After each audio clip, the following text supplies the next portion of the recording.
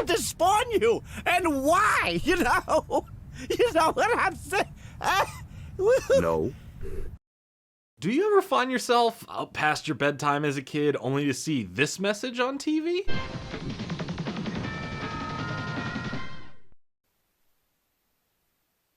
And then this happens? I will spit in your face now. Prepare to spit. Aqua Teen Hunger Force was a mix between a fever dream and subversive surrealism. It started off pretty interesting as this kind of pseudo backdoor pilot within another show, Space Ghost Coast to Coast, in an episode where these sentient fast food items appeared. The series was created by Dave Willis and Matt Milaro, and eventually after some runarounds with Adult Swim, we finally got to see a full-fledged show morph out of this and pitched as these food items solving mysteries and trying to save the day from whatever would be happening in that episode. Now that concept didn't last long as they eventually turned the series into these characters and their neighbor Carl getting into random weird and nonsensical shenanigans. And it will be this formula, this amalgamation of pure chaos hitting you so fast that you already forgot about what just happened because something else even crazier is happening now, that would propel this into Adult Swim's most well-known show to have ever been produced. It was so synonymous with Adult Swim that it not only resulted in a theatrical film titled Aqua Teen Hunger Force: movie film for theaters released in 2007, but also a video game that was just as random as the show, Aqua Teen Hunger Force Zombie Ninja Pro-Am, which had you playing golf, beating people up, kart racing, and much more. This was huge for Adult Swim, a show that didn't cost much to make, a movie that made millions back in return, and a mediocre video game with funny writing bringing in more money and attention to their broadcasting block than ever before. It's one of Adult Swim's longest running shows as well, only surpassed by both Robot Chicken and Venture Bros. And with a total of 11 seasons from the span of the literal end of December 2000 to August of 2015, the show created this very interesting legacy and helped propel what Adult Swim turned into and the, well, unique quality of shows that it's aired over the years. Oh, yeah, did y'all see that? Oh, someone should have been in to see that. That was classic.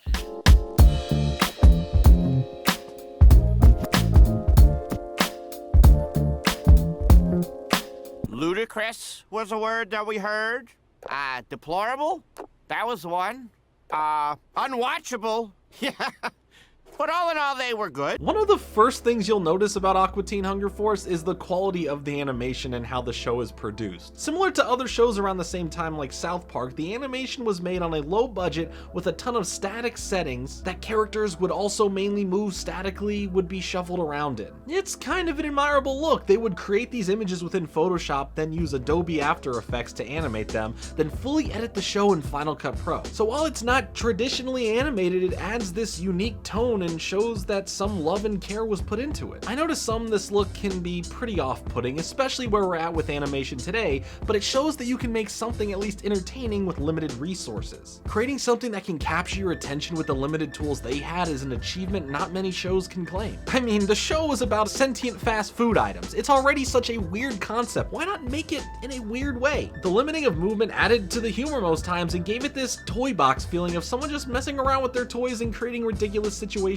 for them. And of course, everything has to blow up. Explosion green screen effect 3.mov here and here and here. A long-running staple joke of the show. In later seasons of the show, when it transferred into full widescreen high definition, it did upgrade some special effects and animation, but for the most part kept what made the show special, the familiar look that was iconic for the show. It kind of felt like a fun way to boast about the success that the show had found and upgrade some fun new things, but also hold on to the important aspects. And I give both Dave and Matt credit for keeping it the same way for so long, essentially sticking with the same tools they started with.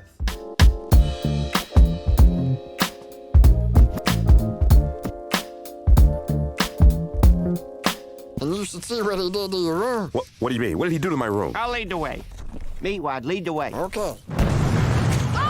I don't really think you can describe the show with a cohesive plot. Maybe at first when the show focused on the team solving mysteries and problems, well, solving in the loosest term of the word ever, but that was all quickly abandoned for the sake of staying creative and weird. It didn't want to fall into the same formula with every episode, which then would defeat the point of the show's overall purpose. That purpose being crafting random scenarios that would cause mayhem for every character involved. One day it's fake leprechauns trying to steal your gold and valuable items. The next day it's trying to bring Master Shake back to life with a witch Doctor. It didn't matter what was happening, it just mattered how it all came together in the end, what all of this randomness would add up to, which would usually be an abrupt ending with one or more of the characters just randomly dying due to something ridiculous already happening. For the first 2 seasons of the show, they would have a cold open, essentially a really brief clip of a guy named Dr. Weird and his assistant Steve doing these random lab experiments, very early on creating something that would drive the plot for that episode and they would try to follow it. This would usually turn into the cold opening of them just kind of doing something random that wouldn't even be involved with the story later on at all. And after the first 2 seasons, the 3rd season followed the space pranks, battles, and verbal back and forth of the Mooninites and the Plutonians, which is all kind of footage from another show that they tried to greenlight called Space Cates, which didn't ever take off, but you can find a bunch of the extras on the DVDs for Aqua Teen Hunger Force. When the 4th season started, the cold openings were gone after that, and went to traditional openings of the nonsense for the show.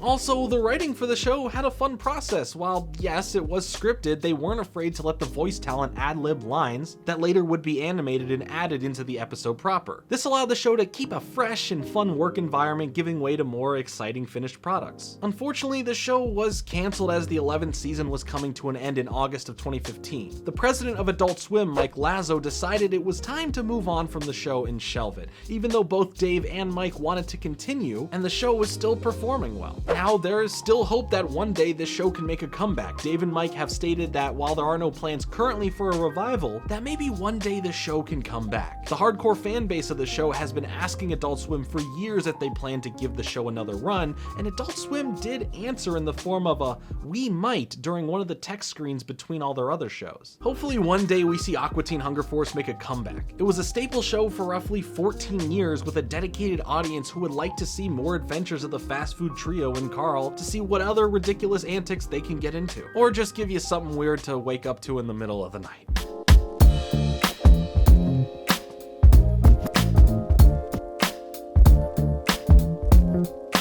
This is a fun pool.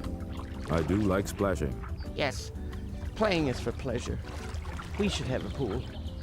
Make us one from the sky. I command it. Yeah, I'll do that. Adult Swim started its program block officially in September of 2001, bringing with it a slew of shows for an older, late-night audience after the kids go to sleep. Spoiler alert, we were never really asleep. We saw everything, all the weirdness the shows had to offer. But with Aqua Teen Hunger Force's premiere predating the launch of the show's pilot being shown on December 30th of 2000, basically 9 months before Adult Swim, it made its mark as the leader in what we can expect to see going forward. Similar to Nick at Night on Nickelodeon, just with less George Lopez, jumping in the air. Now that's a lowrider.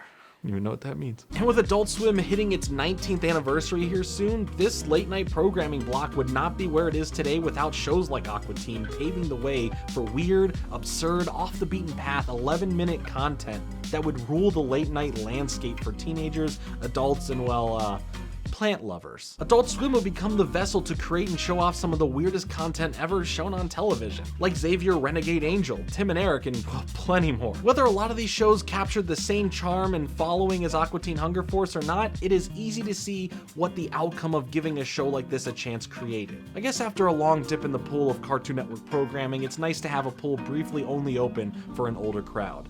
Guess it's time to swim. Get out of my frickin' pool! Aqua Teen Hunger Force shows creating nonsense can be done in an interesting way, whether you truly love what the show offers or if it's something to just turn your brain off at the end of the night to. The majority of Adult Swim's original programming can be described as made for the higher intellectual with short 11 to 12 minute shows, roughly the length of a Community Pool's Adult Swim session, as to not overstay the welcome of absurdity. Now, was Aqua Teen Hunger Force the best show of all time? Far from it. But what it helped accomplish and establish is a way to throw random quick bites of ideas at a wall for a slice of surreal entertainment. A way to be weird, different, and something that you can never really say felt the same as something else. Let me know if you enjoyed this show, if you started watching it at a young age like me late at night. I'm always curious to hear people's first encounter with this show. Anyways, I hope you enjoyed the video. Hit the like button if so, press subscribe if you are new, and hit the bell next to it so you can be notified when I upload next. Thanks so much for watching, and I'll catch you next time.